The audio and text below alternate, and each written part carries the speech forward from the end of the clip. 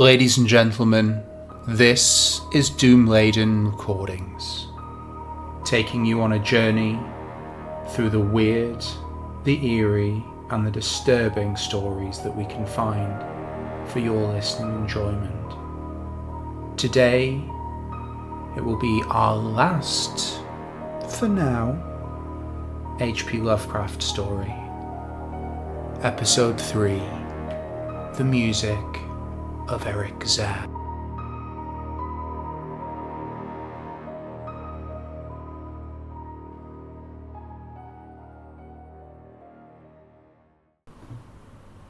I have examined maps of the city with the greatest care, yet have never again found the Rue d'Orsay. These maps have not been modern maps alone, for I know that names change.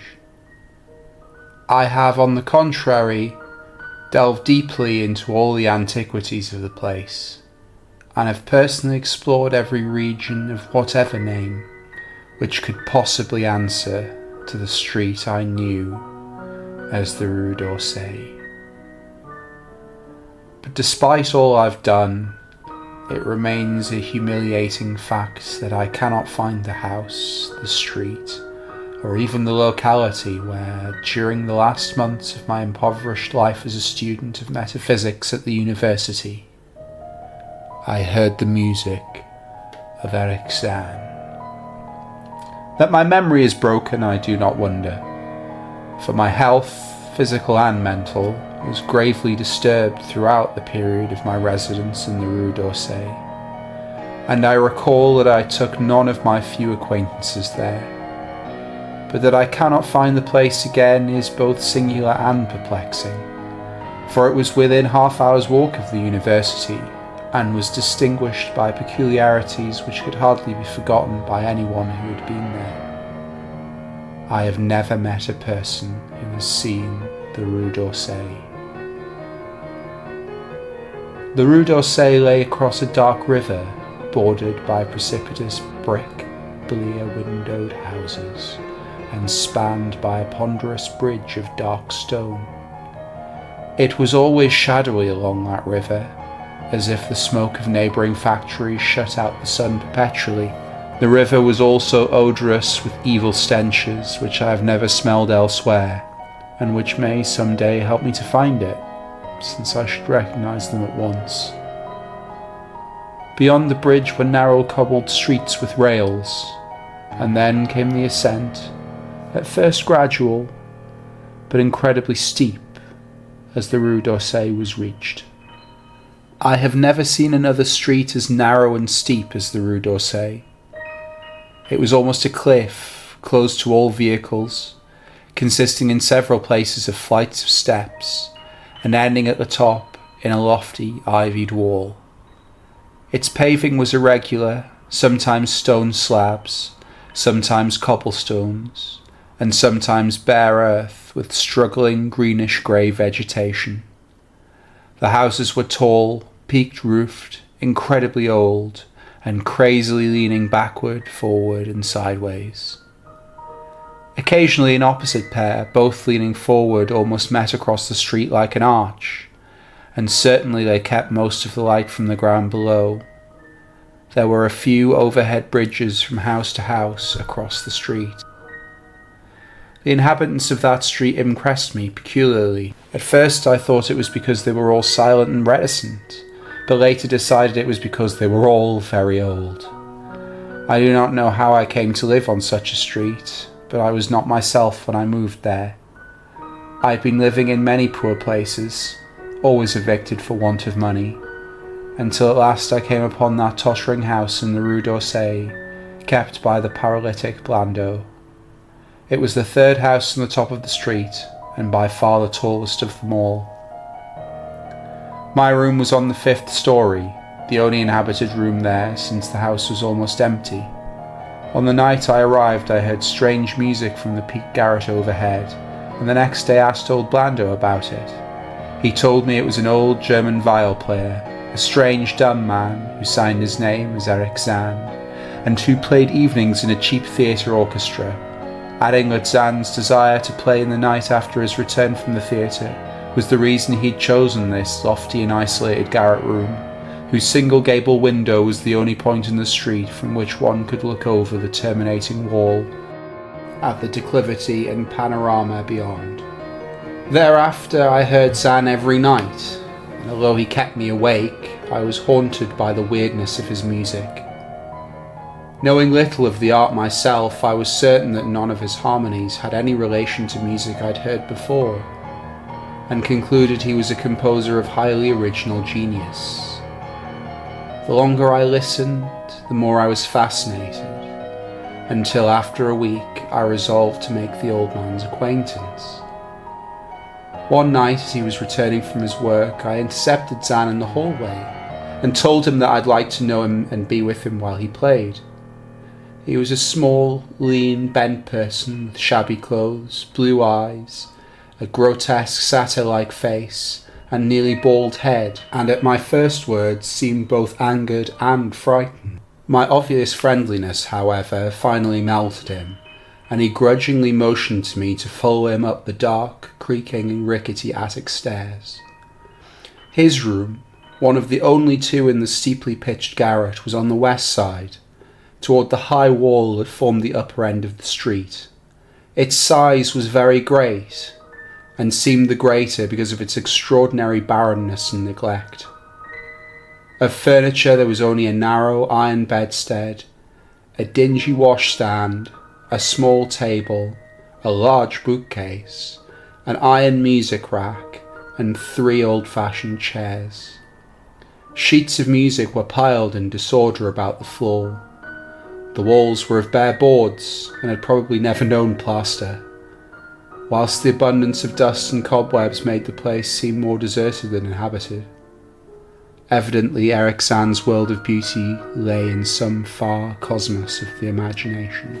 Motioning me to sit down, the dumb man closed the door, turned the large wooden bolt, and lighted a candle to augment the one that he had brought with him. He now removed his viol from its moth-eaten covering, and taking it, seated himself in the least uncomfortable of the chairs.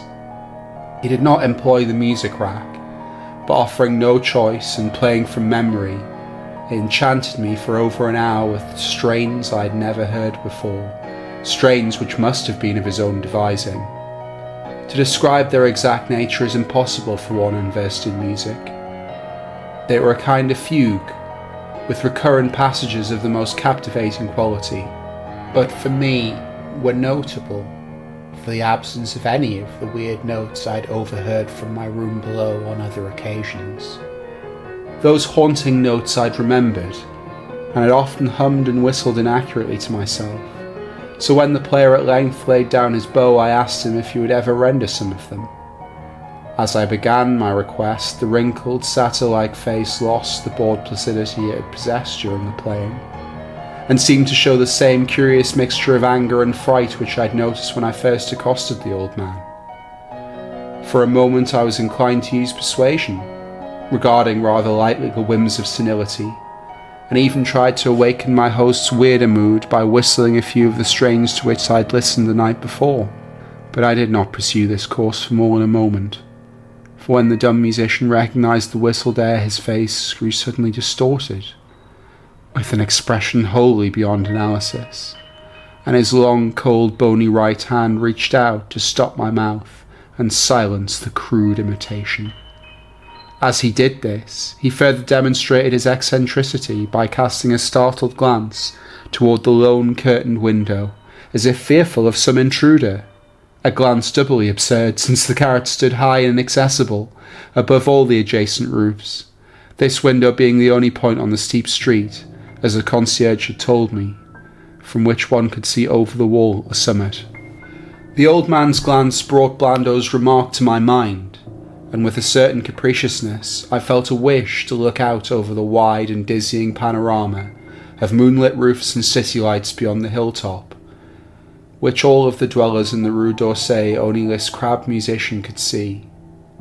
I moved towards the window and would have drawn aside the nondescript curtains, when with a frightened rage even greater than before, the dumb lodger was upon me again, this time motioning with his head toward the door as he nervously strove to drag me thither with both hands. Now thoroughly disgusted with my host, I ordered him to release me and told him I would go at once. His clutch relaxed, and as he saw my disgust and offence, his own anger seemed to subside. He tightened his relaxing grip, but this time in a friendly manner, forcing me into a chair, then with an appearance of wistfulness crossing to the littered table when he wrote many words with a pencil, in the laboured French of a foreigner. The note which he finally handed me was an appeal for forgiveness and tolerance. Zann said that he was old, lonely, and afflicted with strange fears and nervous disorders connected with his music and with other things. He had enjoyed my listening to his music and wished I would come again, but not mind his eccentricities. But he could not play to another his weird harmonies, and could not bear hearing them from another, nor could he bear having anything in his room touched by another. He had not known until our hallway conversation that I could overhear his playing in my room, and now asked me if I could arrange with Blando to take a lower room, where I could not hear him in the night. He would, he wrote, defray the difference in rent. As I sat deciphering the execrable French, I felt more lenient towards the old man. He was a victim of physical and nervous suffering, as was I, and my metaphysical studies had taught me kindness. In the silence there came a slight sound from the window. The shutter must have rattled in the night wind, and for some reason I started almost as violently as did Erich Zann. So when I had finished reading, I shook my host by the hand and departed as a friend. The next day Blando gave me a more expensive room on the 3rd floor, between the apartments of an aged moneylender and the room of a respectable upholsterer. There was no one on the 4th floor. It was not long before I found that Zann's eagerness for my company was not as great as it had seemed while he was persuading me to move down from the 5th story. He did not ask me to call on him, and when I did call he appeared uneasy and played listlessly. This was always at night. In the day he slept and would admit no one. My liking for him did not grow, though the attic room and the weird music seemed to hold an odd fascination for me. I had a curious desire to look out of that window, over the wall and down the unseen slope at the glittering roofs and spires which must lie outspread there. Once I went up to the garret during theatre hours when Zann was away, but the door was locked. What I did succeed in doing was to overhear the nocturnal playing of the dumb old man. At first I would tiptoe up to my old 5th floor when I grew bold enough to climb the last creaking staircase to the peaked garret. There in the narrow hall outside the bolted door with the covered keyhole, I often heard sounds which filled me with an indefinable dread, the dread of vague wonder and brooding mystery.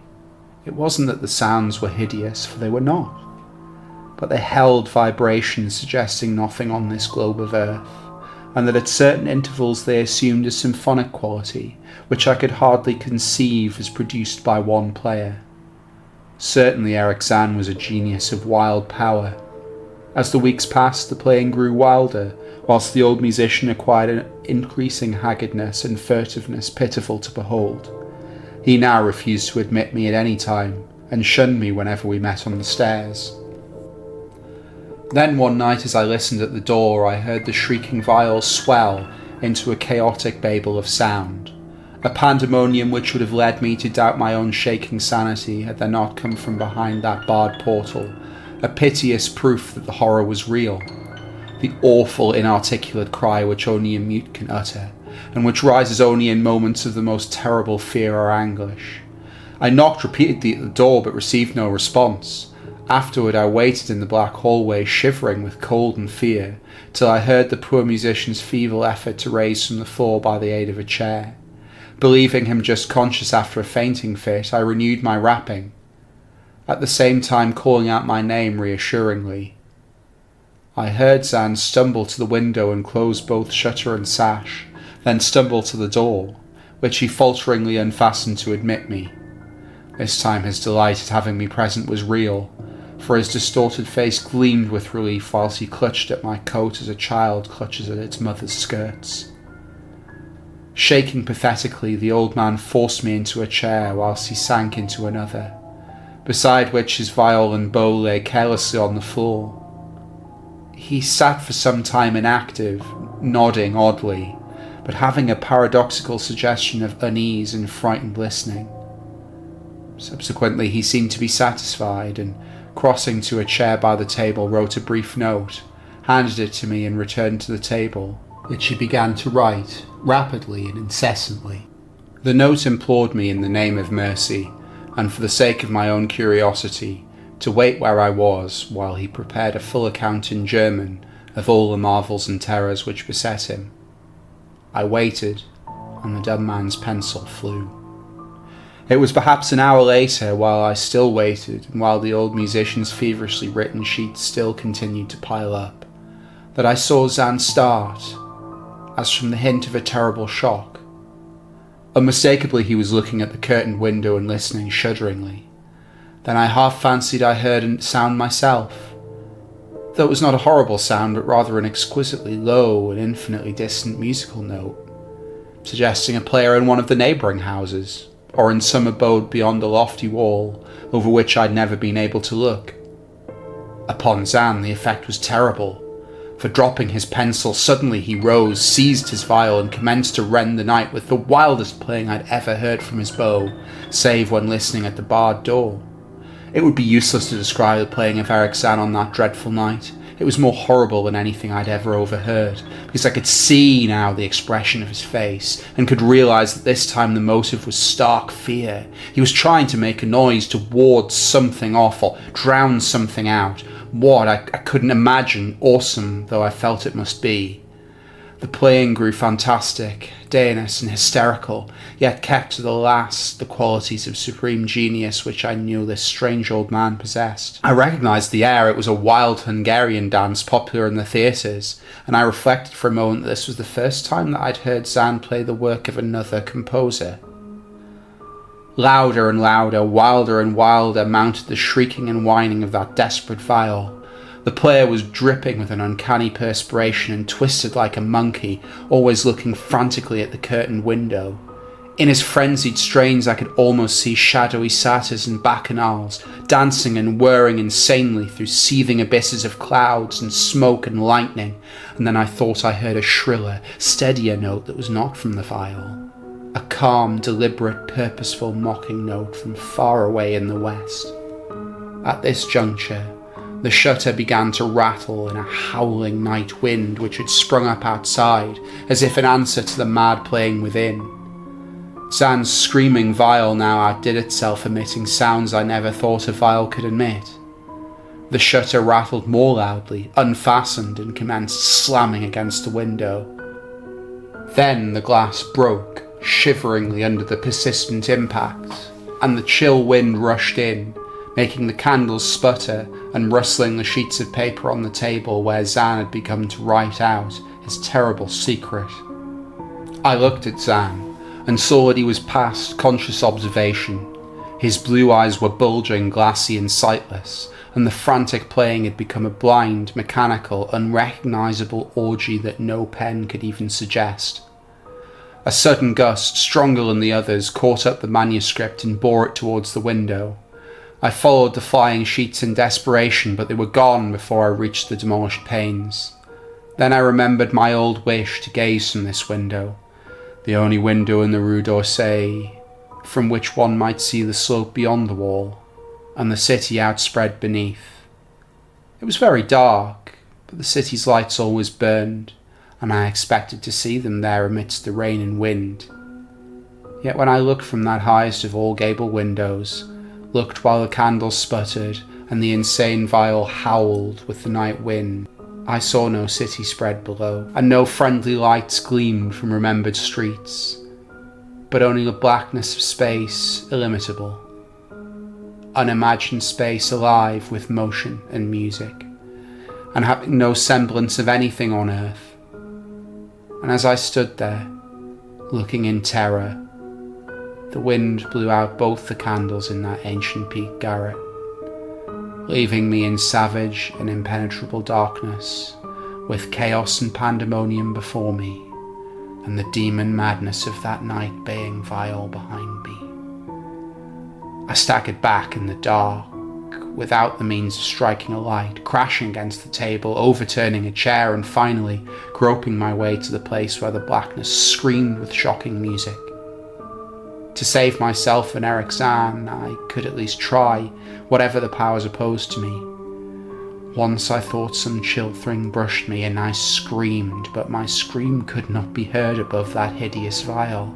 Suddenly out of the blackness the madly sawing bow struck me, and I knew I was close to the player. I felt ahead, touched the back of Zann's chair, and then found and shook his shoulder in an effort to bring him to his senses. He did not respond, and still the vial shrieked on without slackening. I moved my hand to his head, whose mechanical nodding I was able to stop, and shouted in his ear that we must flee from the unknown things of the night. But he neither answered me nor abated the frenzy of his unutterable music, while all through the garret strange currents of wind seemed to dance in the darkness in Babel. When my hand touched his ear I shuddered, though I knew not why till I felt the still face, the ice-cold, stiffened, unbreathing face whose glassy eyes bulged uselessly into the void. And then, by some miracle finding the door and large wooden bolt, I plunged wildly away from that glassy-eyed thing in the dark, and from the ghoulish howling of that accursed vial, whose fury increased even as I plunged. Leaping, floating, flying down those endless stairs through the dark house, racing mindlessly out into the narrow, steep and ancient streets of steps and tottering houses, clattering down steps and over cobbles to the lower streets in the putrid, canyon-walled river, panting across the great dark bridge to the broader, healthier streets and boulevards we know. All these are terrible impressions that linger with me, and I recall there was no wind, and that the moon was out, and all the lights of the city twinkled.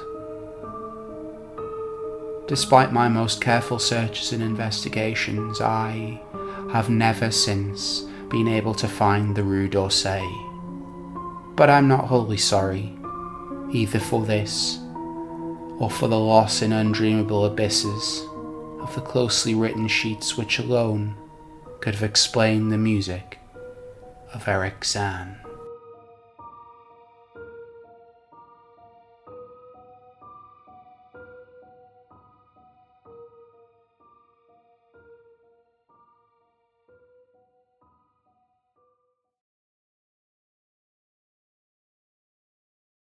Ladies and gentlemen, this has been another Doomladen recording.